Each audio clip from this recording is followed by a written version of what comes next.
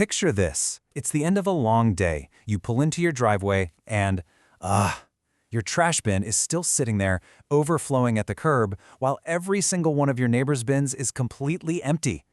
We have all been there, right? It's a massive headache, it's a sanitation concern, and let's be honest, an eyesore.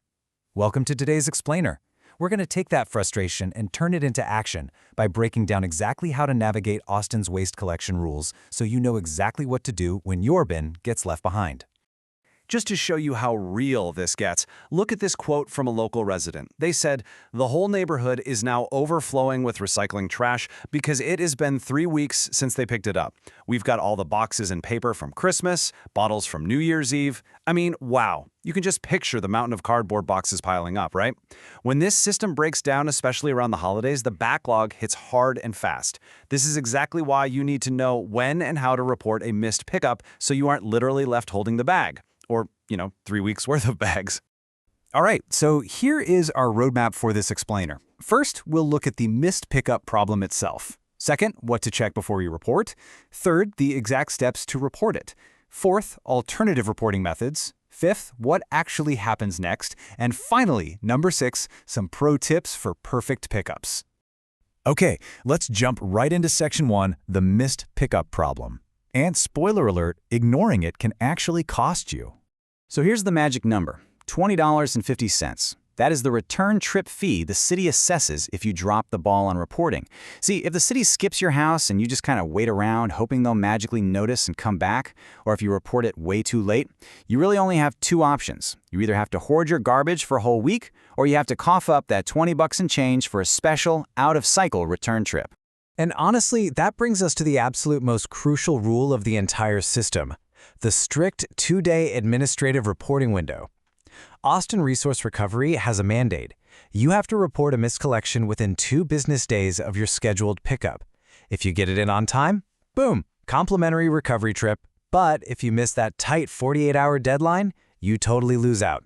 Literally, the clock starts ticking the very second your trash day officially ends.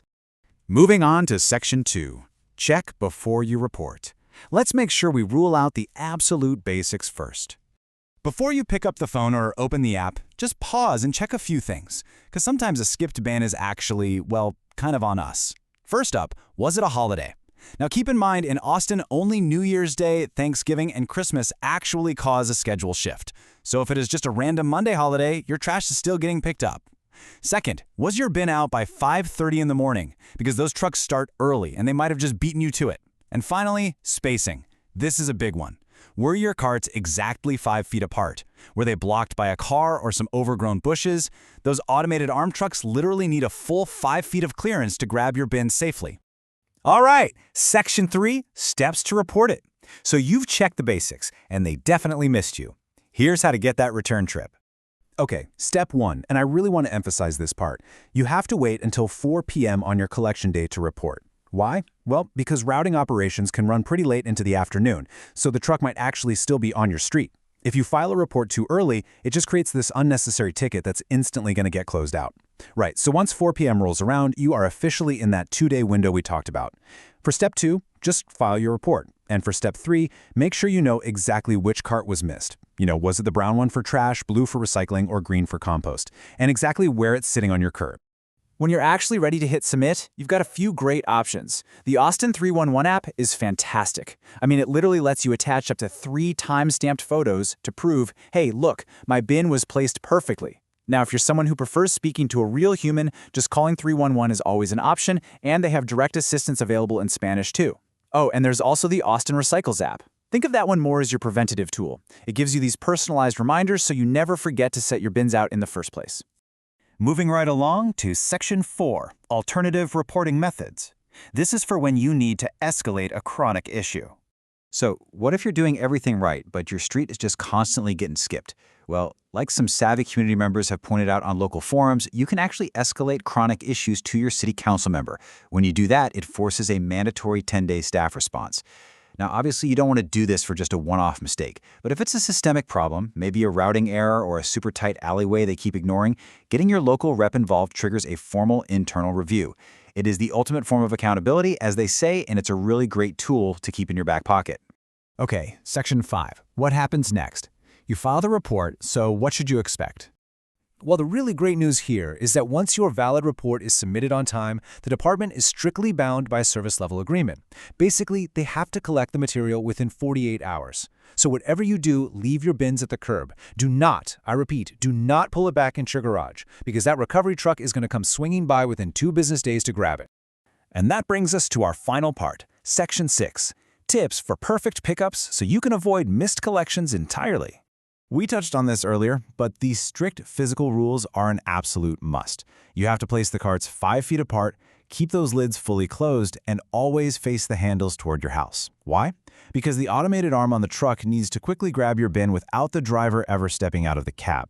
If your bins are all crammed together, or if you shove them under a low 15-foot tree branch, that mechanical arm literally just cannot operate safely. Oh, and here is a huge pro tip for you. Only your brown trash cart should have bagged waste in it. If you put plastic bags in your blue recycling or your green compost bin, they might actually tag your cart and just completely skip you, so definitely don't do that. Also, you've got to keep the summer heat protocol in mind. Get this, from May through September, trucks actually start their routes an entire hour earlier just to beat that brutal Texas heat. That means they might arrive well before that standard 5:30 a.m. deadline. Because of this, the city explicitly recommends setting your carts out the night before, basically anytime after 8 p.m., just to make absolutely sure you don't accidentally sleep through your pickup during the summer. Now, as a quick professional disclaimer, municipal guidelines are constantly evolving. Things like local procedures, fees, and timelines are always subject to change. Route schedules get shifted, apps get updated, fees can go up, so we always recommend verifying these current practices directly with local authorities. Just treat austintexas.gov/ARR or the Austin 311 service as your absolute ultimate sources of truth. To wrap things up, I really want to leave you with a somewhat provocative thought. Think about how our city's infrastructure and technology intersect right there on your curb every single week. If Austin's automated trucks require such precise 5-foot spacing just to remain efficient, well, how much of our city's waste collection struggle is actually an urban design problem, right? As we build denser neighborhoods with way more parked cars, tighter driveways, and all those expanded bike lanes, finding that perfect 5-foot clearance is honestly only going to get harder. Are we designing our streets for people, or are we designing them for the garbage trucks? It's a fascinating challenge for the future of urban living, for sure. Thank you so much for joining me on this explainer, and hey, may your curbs always be clear.